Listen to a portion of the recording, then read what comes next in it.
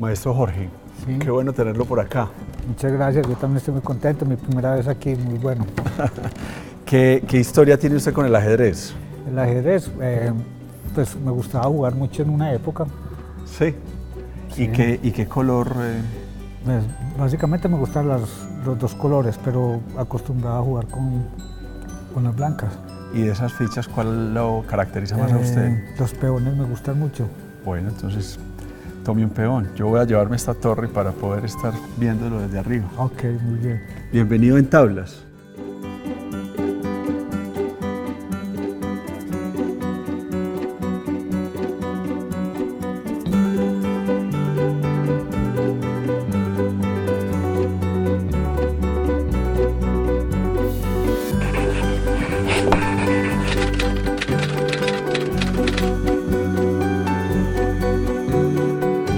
Jorge Zapata, pintor, dibujante, Sí. con una historia bien particular de vida, siempre alrededor del centro de la ciudad de Medellín. Sí. Hay muchas cosas para hablar con usted, maestro, y me gusta la idea de comenzar hablando sobre la concepción que usted tiene del arte. ¿Cómo llega usted al arte y qué piensa sobre lo que puede hacer el arte por la sociedad?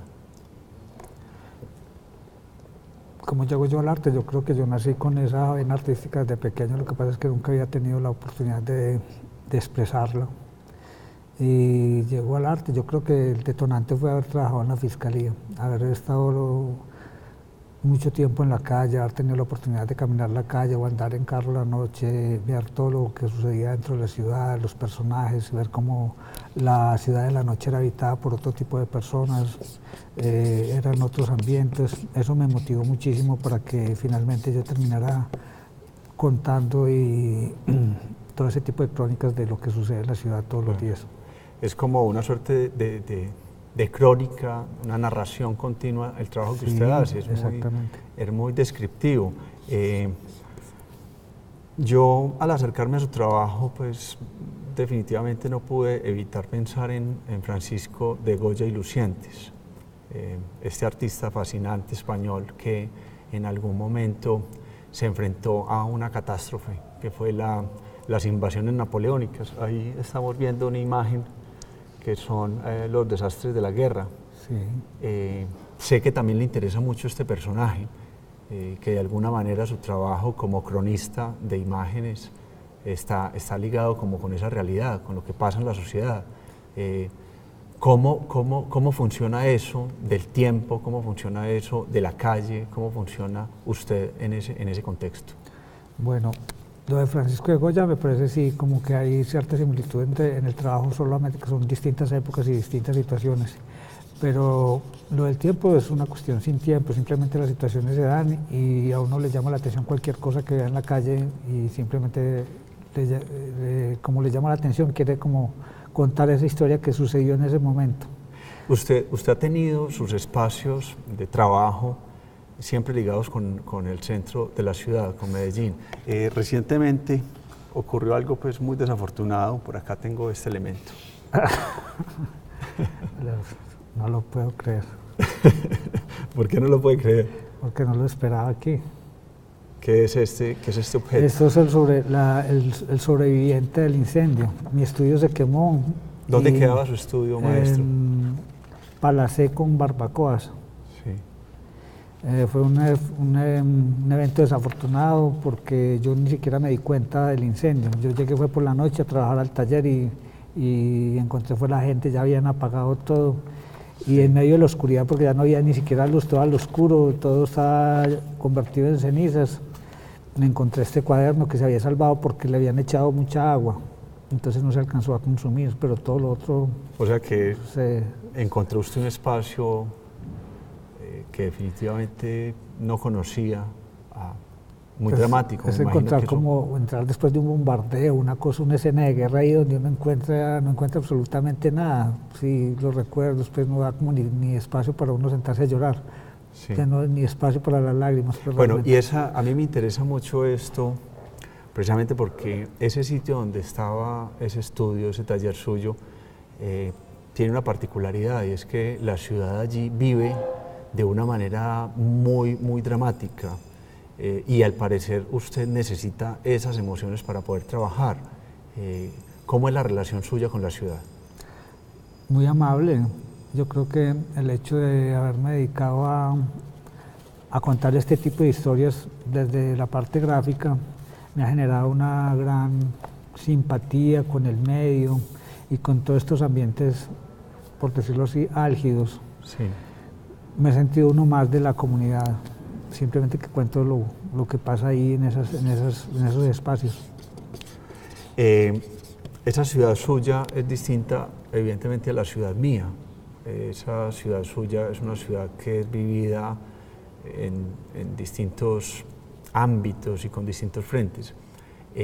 Ahora me comentaba usted cuando comenzábamos que tuvo un tiempo en que jugaba ajedrez y que estaba casi que pernotando en la ciudad con esta fiebre del ajedrez. Con esta fiebre del ajedrez. Así también sus observaciones se nutren de la vida de los distintos, de los diferentes, o sea, su relación, por ejemplo, con el tema del género, con los travestis de la ciudad, con los trans. ¿Qué le inspira a usted estar cerca de estos personajes? Bueno, la primera impresión que tuve fue la de todo el mundo, de sentir una actitud de rechazo, de estigmatizar o de señalar. Pero con el tiempo, con la relación, con interactuar con esas personas, conocerlas y conocer su intimidad, descubrir que son personas iguales a uno, con los mismos sentimientos que cualquier persona, con los mismos sueños, con las mismas pasiones, con los mismos anhelos de un país mejor, eso hace que uno descubra que hay grandes valores dentro de todo este mundo marginal, por decirlo así. Qué interesante. Yo conocí su trabajo no hace mucho,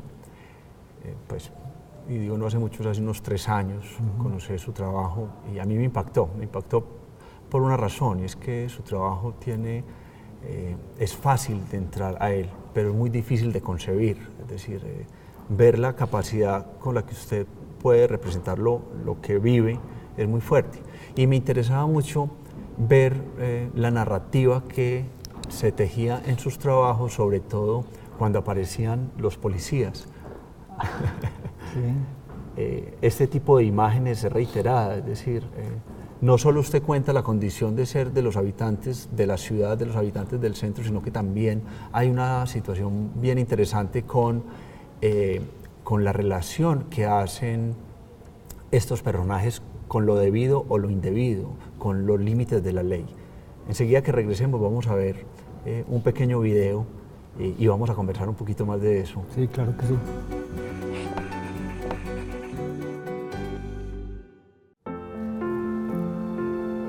Crónica Centro, retratos hablados de Medellín. Esta exposición la tiene en este momento usted en el centro de la ciudad de Medellín, en el Paraninfo de la Universidad de Antioquia. A mí me interesa mucho lo que sucedió con esta exposición, esa selección de elementos y sobre todo verlo a usted volver a hacer como unas anotaciones. Sí. ¿Qué le suscitó ver esta exposición en ese espacio y la idea museográfica que tuvimos? No, fantástica.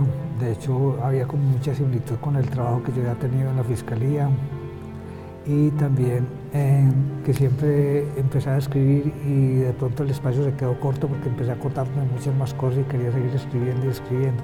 Pero igual, así quedó. Y lo que decías ahora, siempre habría que entrar en contexto a la gente para que más o menos entendiera de qué se trata, porque para muchas personas es complicado entender este trabajo, porque a veces no entienden de qué se trata, simplemente querrán pensar Por ejemplo, esa anotación que acabamos de ver, que en paz descanse, usted, cuando yo le he preguntado por algunos dibujos, le pone un nombre, y yo siempre dudo si ese es el mismo nombre de las obras. Hay algunos personajes que sí, que ya no están. Hay unos porque este tipo de personas que habitan estos lugares a veces es una población flotante que está un tiempo, entonces son momentos que uno logró como capturar ahí en ese momento y ya esos personajes no saben uno ni dónde estarán. otros ya no existen. Bueno, ahí hay algo que hay que como resaltar, y es su capacidad de observación. Eso a mí me sorprende porque usted se sabe los nombres de la gente que retrató, sabe las cuadras, las coordenadas, los oficios, la hora, y eso tiene mucho que ver, a mi modo de analizarlo, con el ejercicio del CTI, de la Fiscalía. Sí. Pues es como un ejercicio que tiene mucho de lo sensorial del investigador. Usted hace arte como si estuviera haciendo una investigación. Claro, y de hecho todo empezó allí.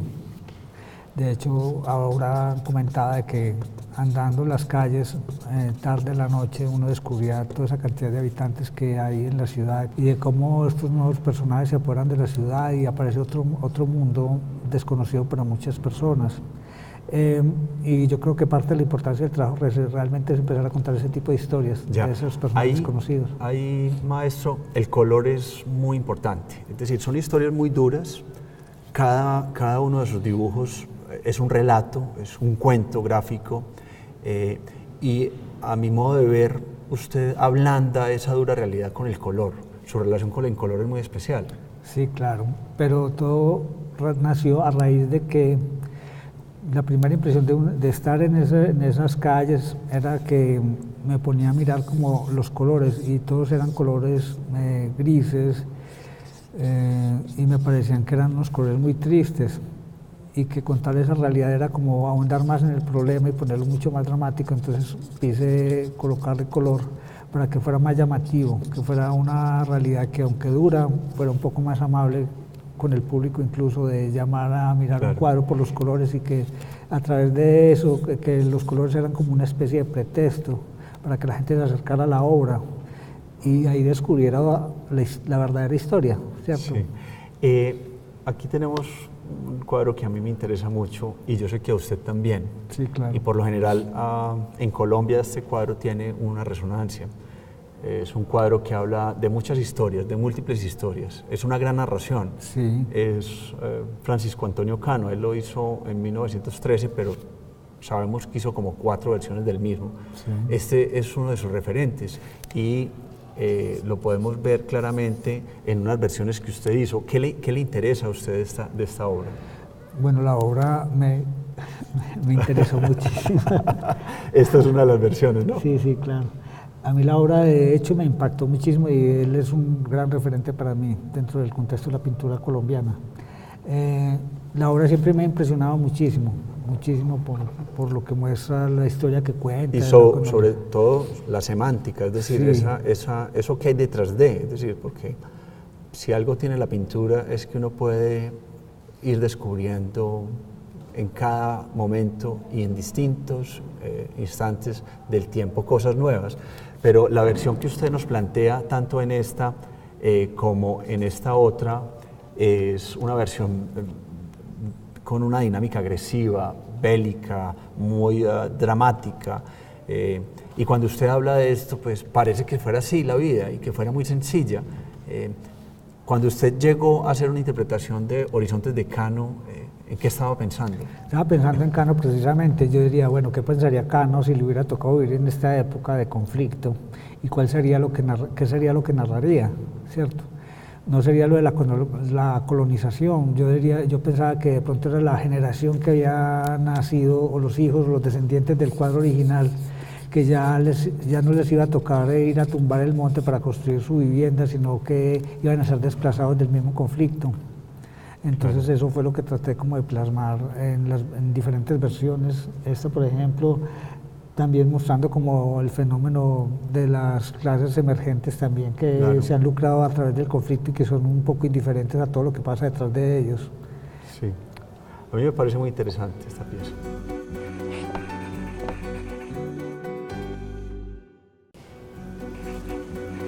Dicen que uno es su historia y esa historia comienza desde pequeños.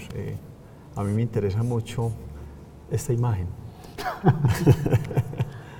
Sí. ¿Qué dice ahí, maestro? Yo no nací para vivir entre el ganado. Y que, bueno, esto me imagino que es reciente, no, esa frase. Eso tiene... Bueno, la imagen tiene no. Y la frase también. Ah, sí, ¿cuándo la puso Era usted? una tía, no, yo no lo hice, era una tía mía que vive en Estados Unidos que hacía unos álbumes familiares y de todas las fotos le recortaba testigos de los periódicos y lo colocaba ahí. Y en esa foto que había mía le colocó ese texto, eso lo encontré yo cuando estaba niño y me robé esa foto del álbum. Bueno, aquí está usted ¿en dónde? La finca materna. La finca materna, Sí. donde se cuecen las aves allá, en San Vicente, Sí. Antioquia. Un pueblo aporreado por la violencia, ¿no? Muchísimo, claro, a nosotros nos tocó ser víctimas de esa catástrofe nacional. Bueno, y a mí me gusta tener esta imagen porque hace referencia al cuadro que vimos de Cano y a sus versiones, la relación que hay entre el campo y la ciudad. Colombia ha sido un país de movimiento, ¿cierto? Siempre nos hemos estado moviendo y hay unos movimientos muy fuertes del campo a los centros urbanos. Sí. Eso es evidente también en su trabajo. Sí. ¿Qué tanto se ha alimentado de esa gente que llega a las ciudades? Todos los inquilinatos están llenos de gente que migra forzosamente a las ciudades, que se enfrenta a una realidad a la cual no está acostumbrada, tiene que asumir unos nuevos roles de ciudadano que no conocían, tiene que buscar la manera de sobrevivir dentro de este complejo de diversidad, y asumir este tipo de situaciones no es fácil para ellos. Sí. Esa situación, ellos y las situaciones y ellos como personas son el material constante de la obra. De su trabajo. Sí. Y volviendo sobre la imagen que le mostré, ese niño que soñaba y su familia y esa dicotomía o esa situación entre el campo y la ciudad, ¿eso qué tanto lo marcó a usted? Muchísimo, claro. La vida en el campo de libertad, de disfrutar de la naturaleza, fue lo que también fue como el punto de inicio del trabajo artístico, porque uno de niño tenía pues la oportunidad de estar jugando con el barro, de estar haciendo esculturitas y creando sus nuevos universos a partir de lo que tenía en ese momento ahí. Sí. Picasso dice que los artistas son niños que nunca dejan de serlo. Yo creo que ahí fue donde germinó realmente el ser artista, siendo niño, teniendo la oportunidad, porque todos los tíos míos eran solteros, no tenían mujer, entonces uno tenía como esa libertad de estar andando por toda parte, en las quebradas, en los pantanos. Ahora, ¿es usted un niño grande que dibuja como niño cosas de grandes, no? Yo creo que es la mejor definición que has hecho de mi vida también, sí, claro. Sí, usted recorre la ciudad en bicicleta, usted recorre la ciudad siempre con libretas de estas. Aquí sí. Tengo otra. Ah, bueno, está lo que sobrevive también, porque igual he sido víctima de muchos robos y me han robado muchísimas libretas de dibujos. Y esta es la más antigua la más antigua que yo tengo, donde quería ser como diseñador de automóviles y aviones. Ah, ¿sí? Era gran fanático de la aviación y gran conocedor, pues en esa época conocía todo tipo de aviones y empecé a hacer esta colección. Yo creo que fue inspirada como en mi tía, con esos recortes de periódico de las frases que le colocaban las fotos. Yo empecé a volverme demasiado fanático de los aviones. El mayor descanso mío era irme para el aeropuerto a ver los aviones y llegué a ser hasta un experto de conocerlos por el sonido. ¿Ah, sí? Sí, pues porque yo escuchaba el sonido de un avión y decía, ese está el avión. ¿Verdad?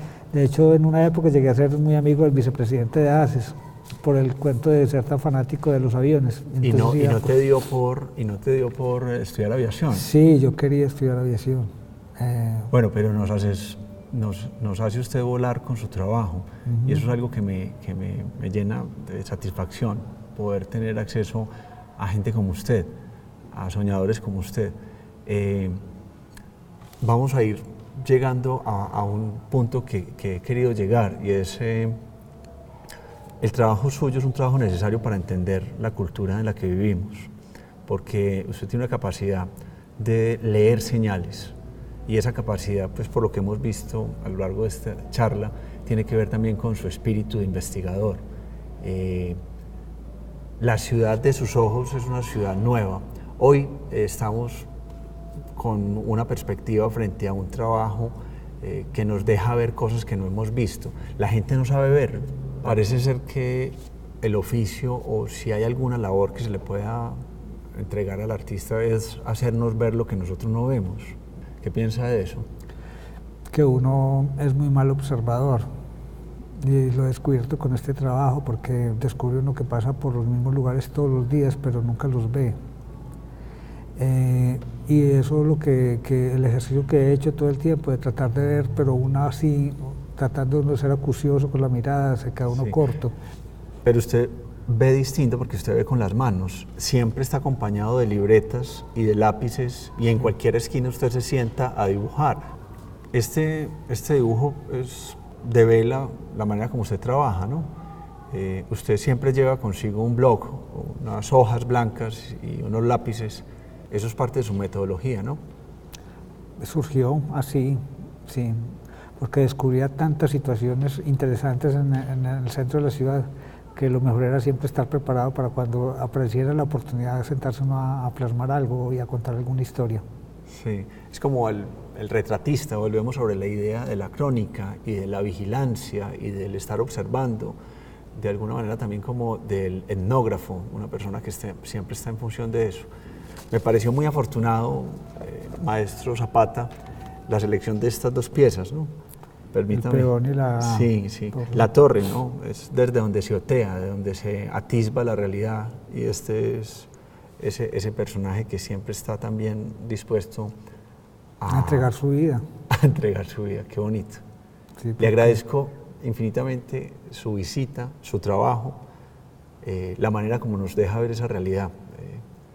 Y como dice el título de este programa, creo que hemos quedado en tablas. Quedamos y eso es pendientes para una próxima oportunidad. Te agradezco mucho. Gracias a ti, Oscar.